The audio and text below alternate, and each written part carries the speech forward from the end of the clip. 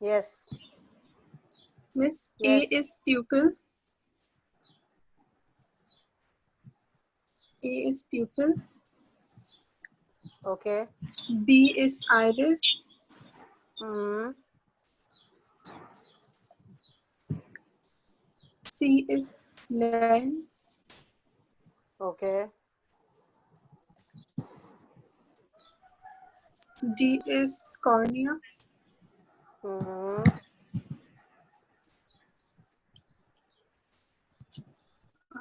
E is retina. E is retina. ठीक है. F is choroid. जी.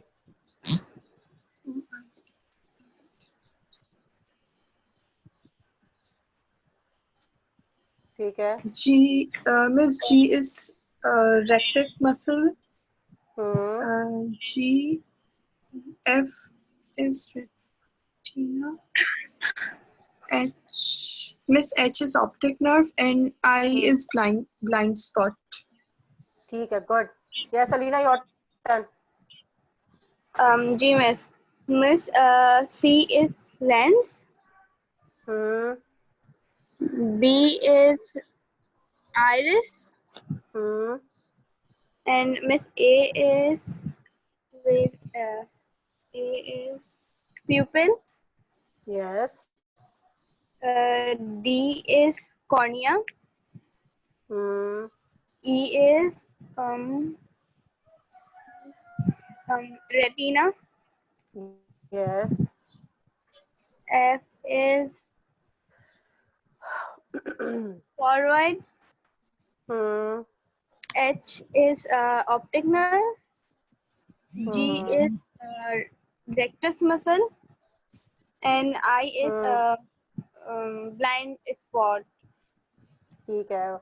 अच्छा. Okay. What is blind spot, Alina? Miss, it's a spot when an im- when any image uh, Okay, Safa, can you tell me what is blind spot Yes, Miss. Miss, in blind spot, no image is formed. and where it is located? Miss, at the backside of the eye, like near optic nerve. The point at which the optic nerve arises. ठीक है? The point at which optic nerve arises is the blind spot. Why? Because there is here there no image can form over there. सही है? अच्छा. What is the function of retina, Alina?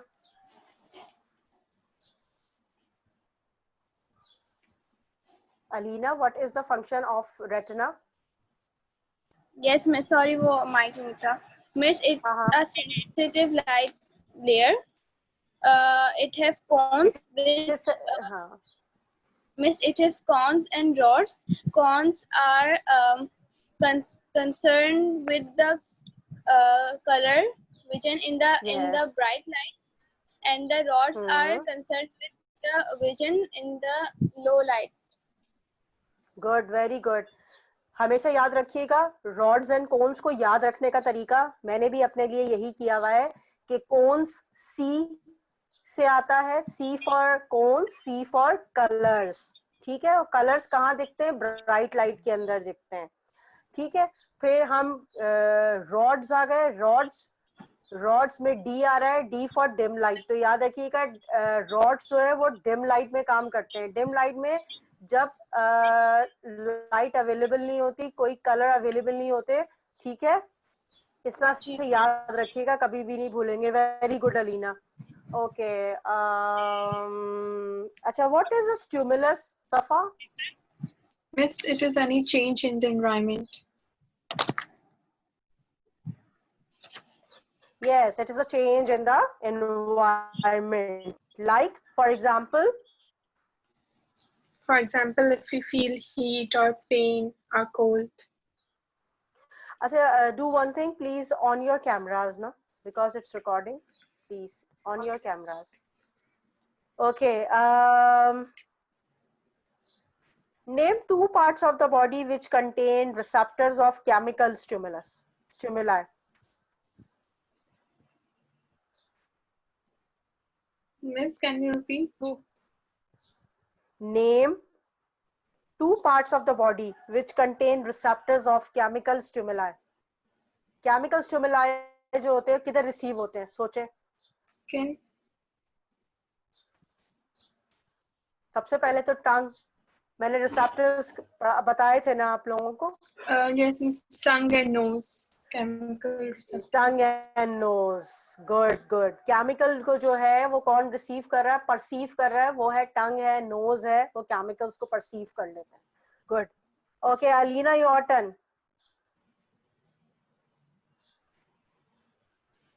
अच्छा, what is choroid and what is its function?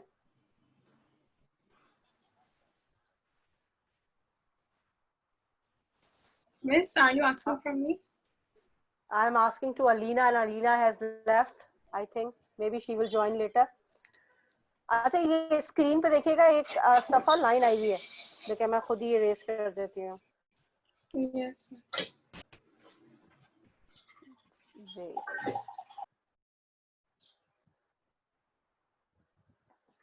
Capillaries. Yes, miss. Yes. ठीक है, तो it provide oxygen and nutrient to the eye specially. ठीक है, याद रखिएगा. Okay.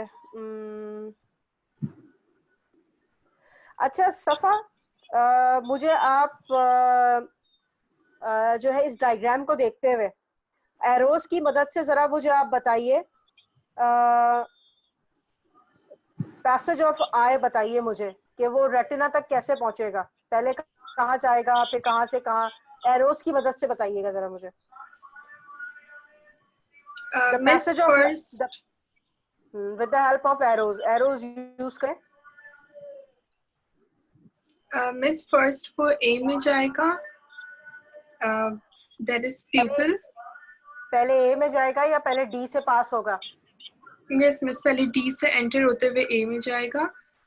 Then from A lens में जाएगा.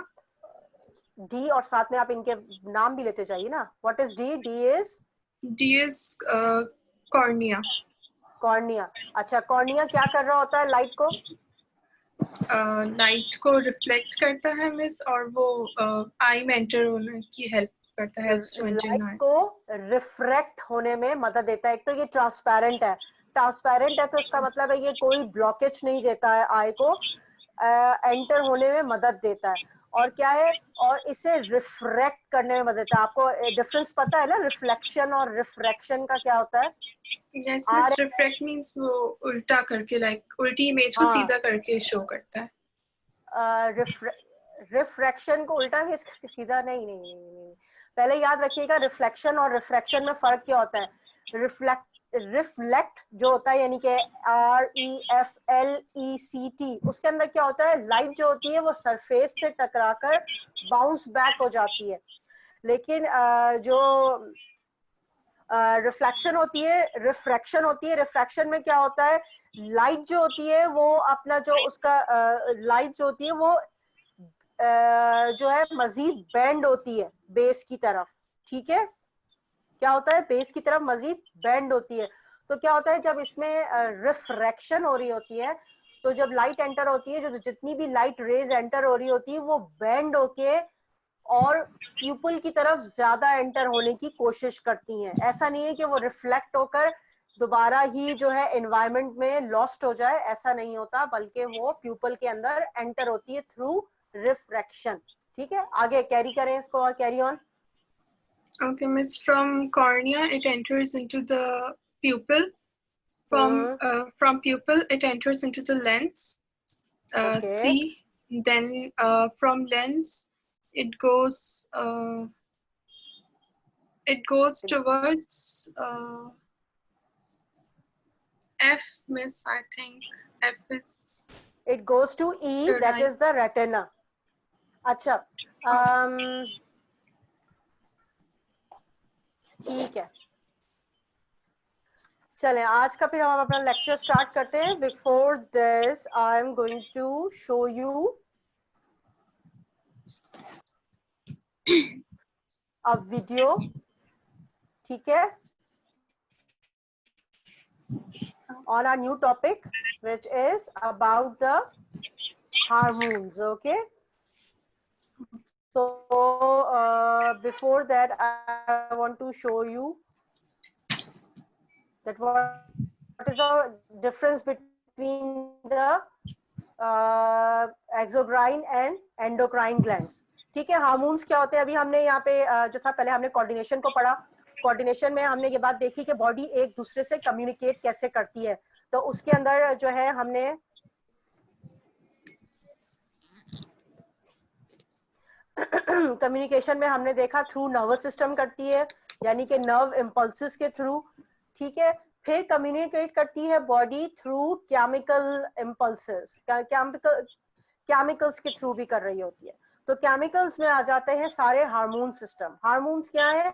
हार्मोन्स जो है वो केमिकल्स होते हैं जो कि किसी स्पेसिफिक टारगेट ऑर्गन को, टारगेट ऑर्गन कौन सा होता है? स्पेसिफिक ऑर्गन होता है जिसको रिस्पॉन्ड करना होता है उस केमिकल को.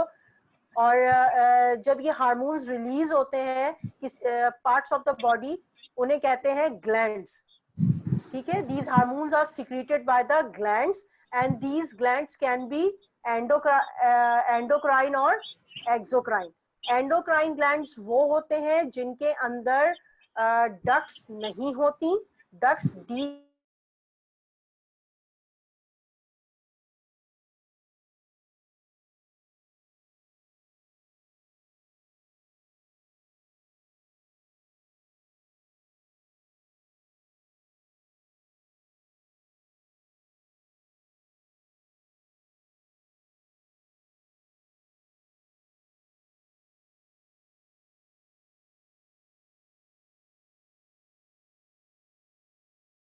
बता रही हूँ, एक मिनट. ग्लैंड्स क्या होते हैं? ग्लैंड्स जो है, रिकॉर्डिंग हो रही है. ओके, ग्लैंड्स क्या है? ग्लैंड्स वो हैं जो हार्मोन्स को रिलीज करते हैं, सिक्रीट करते हैं. ग्लैंड्स क्या होते हैं? ग्लैंड्स वो ऑर्गन होते हैं जो कि हार्मोन्स को रिलीज करते हैं. ठीक है, अब ये जो ग्लैंड्स हैं ये दो तरह के होते हैं, एक्सोक्राइन होते हैं या एंडोक्राइन होते हैं. एक्सोक्राइन का मतलब होता है कि इनके अंदर डक्ट्स होते हैं. डक्ट्स कहते हैं ट्यूब लाइक स्ट्रक्चर होता है, ट्यूब लाइक स्ट्रक्चर, डक्ट्स. ठीक है, और एक्सोक्राइन वो होते हैं जिनके अंदर डक्ट्स नहीं होती. ठीक है, फिर आपने पूछा टारगेट ऑर्गन. टारगेट ऑर्गन क्या है? टारगेट ऑर्गन वो स्पेसिफिक ऑर्गन है जो कि उस हार्मोन से जो है रिस्पॉन्स करता है. जस्ट फॉर एग्जांपल, अगर डिस्टर्बेंस बहुत आ रही है, एक मिनट आप लोग जरा माइक अपने बंद कर दें प्लीज. टारगेट ऑर्गन वो होते हैं जो कि किसी भी हार्मोन को रिस्पॉन्स करता है. जस्ट फॉर एग्जांपल अगर जो है इंसुलिन अगर निकल रहा है पैनक्रियास से, तो इंसुलिन का काम क्या है कि वो जो है ब्लड के अंदर मौजूद जो है वो शुगर लेवल को वो कंट्रोल करती है. कैसे? तो उसका स्पेसिफिक ऑर्गन क्या हो, उस पर स्पेसिफिक उसका क्या हो गई साइट, ब्लड हो गया जिसमें वो उसको कंट्रोल कर रही है. ठीक है, अच्छा अब मैं स्क्रीन शेयरिंग कर रही हूँ ताकि पहले डिफरेंस ऑफ जो है आप एक्सोक्राइन और एंडोक्राइन ग्लैंड्स को अच्छे से समझ लें.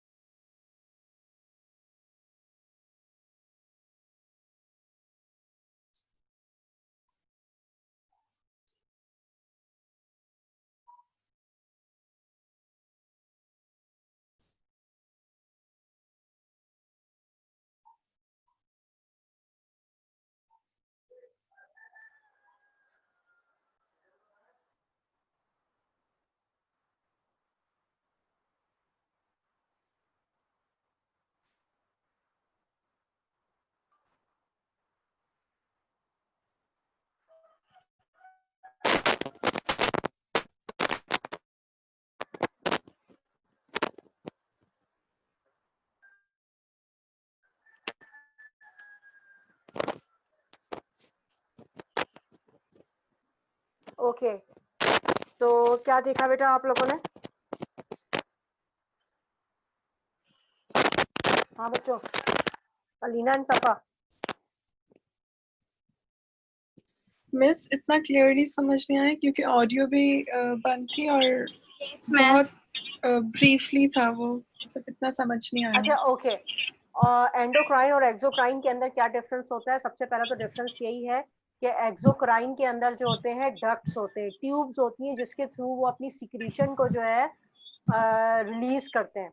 अच्छा, और ये जो एंडोक्राइन ग्लैंड्स होते हैं, एंडोक्राइन्स के ग्लैंड के अंदर डक्ट नहीं होती, डक्ट यानी ट्यूब्स नहीं होती, ये अपनी सिक्रीशन को डायरेक्टली ब्लड स्ट्रीम के अंदर रिलीज करते हैं।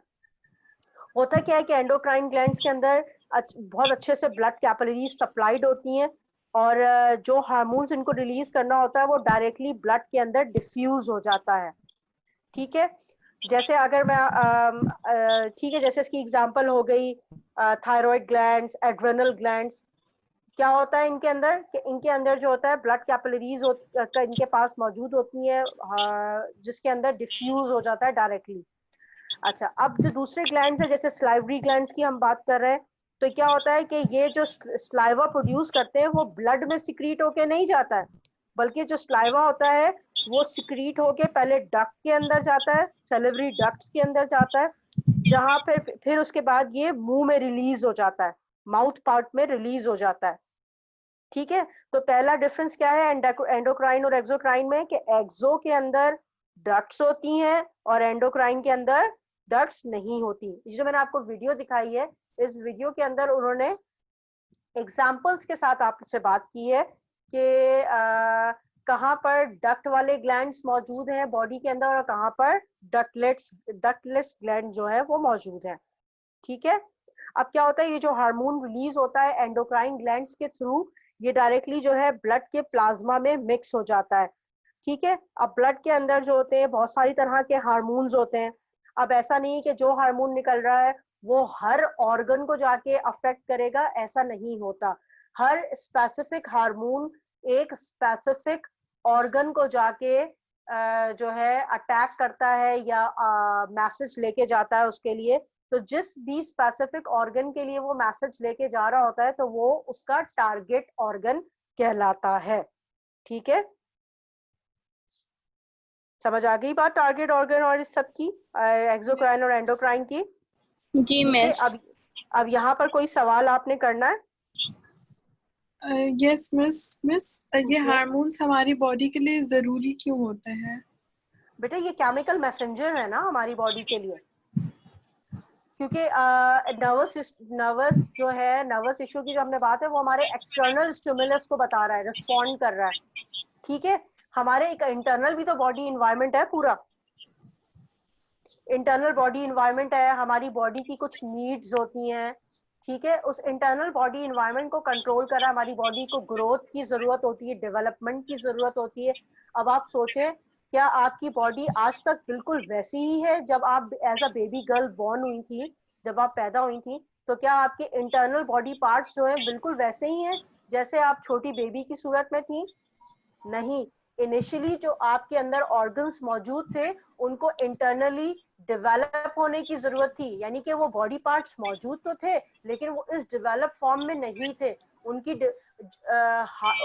डेवलप होने के लिए इंटरनली केमिकल मैसेंजर्स की जरूरत थी, जो आहिस्ता आहिस्ता आपकी बॉडी को डेवलप करें। एक मिनट आप लोग अपने माइक्स बंद कर दें, बहुत डिस्टरबेंस आ रही है, सिर्फ अपने वीडियोस को ऑन रखा करें प्लीज आप लोग।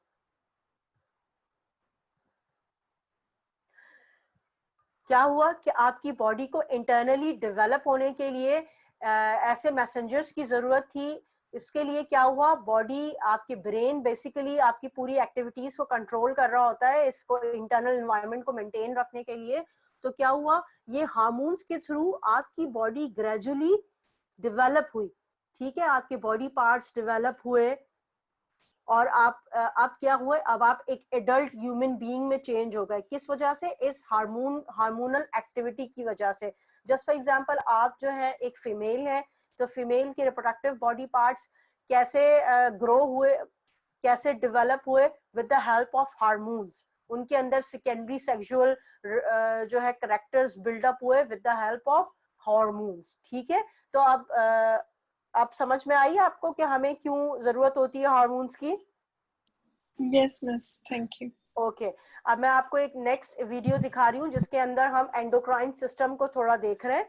ठीक है, उसे गौर से देखें, फिर हम उसको और डिस्कस करेंगे। सही है? Can I carry on with the next video? Yes, miss. Yes miss. Okay,